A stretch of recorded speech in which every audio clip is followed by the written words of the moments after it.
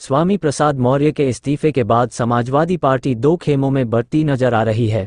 एक खेमा कई दिनों से स्वामी प्रसाद मौर्य की बयानबाजी के खिलाफ मोर्चा खोले हुए था, तो दूसरा खेमा अब स्वामी प्रसाद मौर्य के समर्थन में उतर आया है। दूसरे खेमे का नेतृत्व सपा की विधायक पल्लवी पटेल और राम गोविंद चौधरी सरीखे नेता कर रहे हैं। दोनों खेमों के बीच अखिलेश उस मझधार में फंस गए हैं जहां उनका पीडीए अभियान गोते खाता दिख रहा है। पीडीए यानी पिछड़ा, दलित और अल्पसंख्यक। अखिलेश यादव ने पीडीए का नारा देकर भारतीय जनता पार्टी को हराने का दांव चला था, लेकिन राज्यसभा में सीटों के बंटवारे के बाद अब यह नारा उल्टा पड़ता दिख रहा है। सपा की ओर से जया बच्चन और आलोक रंजन को राज्यसभा की कुर्सी जैसे ही मिली, वैसे ही विधायक बागी होने लगे।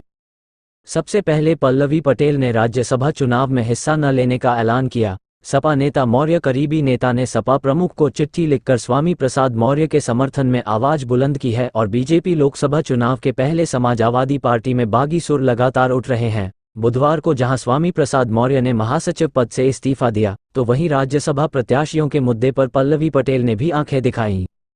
इन दोनों के बाद अब पूर्व नेता विरोधी दल राम गोविंद चौधरी ने स्वामी प्रसाद मौर्य के समर्थन में आवाज उठाते हुए चिट्ठी लिखी है। सपा नेता ने कहा कि आप जानते हैं और आपके माध्यम से हम सभी जानते हैं कि डबल इंजन की सरकार का विश्वास संविधान सम्मत शासन में नहीं है।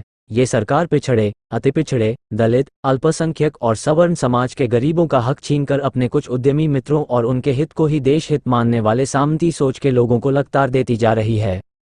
अखिलेश के करीबी नेता ने सपा प्रमुख को लिखे पत्र में कहा कि इस डबल इंजन की सरकार की करतूतों की वजह से महंगाई चरम पर है।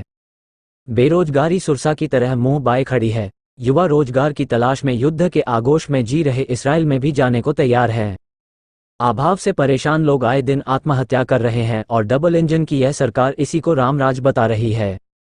आसमान छू रही महंगाई और बेतहाशा बड़ी बेरोजगारी से लोगों का ध्यान हटाने के लिए रोज रोज हिंदू मुसलमान का पहाड़ा पड़ रही है, नए नए पाखंड का सहारा ले रही है।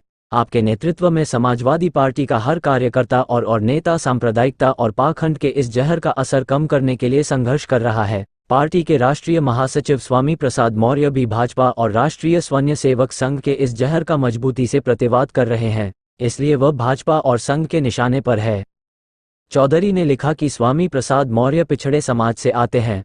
अपने जुझारू स्वभाव की वजह से इस समाज में उनका एक विशेष स्थान है। उनका पदाधिकारी बने रहना समाजवादी पार्टी के हित में है, इसलिए मेरा आग्रह है कि आप उनका इस्तीफा स्वीकार नहीं करें। यह मेरी व्यक्तिगत राय है जो आपके समक्ष रख रहा हूं।